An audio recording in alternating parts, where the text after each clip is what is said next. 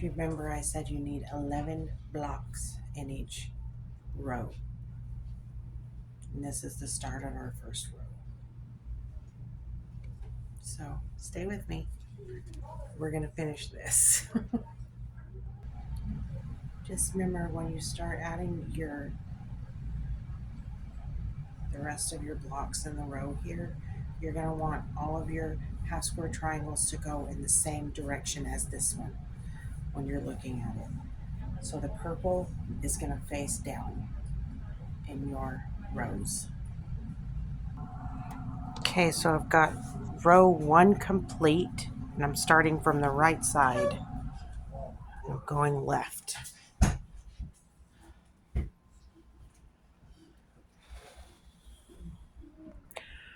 Okay, now we're looking at the left side. This is the left side of the top row, and we're moving right. Now when we start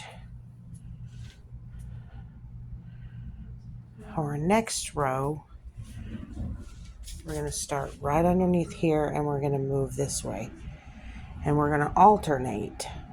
Since we started with the half square triangle on this row, we're going to start with just your plain square on this row. And just remember, you want all of your half square triangles with the purple side down. Every time you place your half square triangle, you want it placed exactly like that. Okay, I got my row 1 done, and my row 2. Now we're going to join those 2 rows. To join them, I'm going to flip the second row on top of the first one as such. I'm going to do that all the way down until it's laying right on top of, my pieces keep falling, right on top of my second row, or my first row, like that. Now my top one is lying right on top of my second one is laying on top of my first one. Okay, now we're going to join this. We're going to join our seams together right here.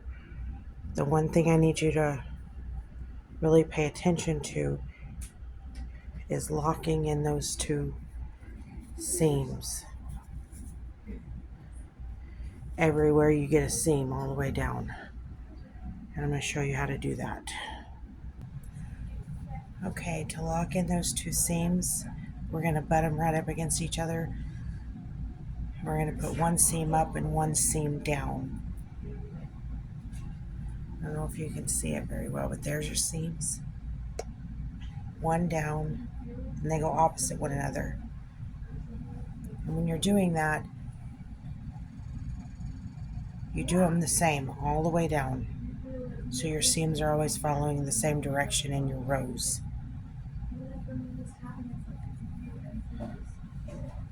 So again, we're going to butt them up, but we're going to make sure those corners match up just perfectly.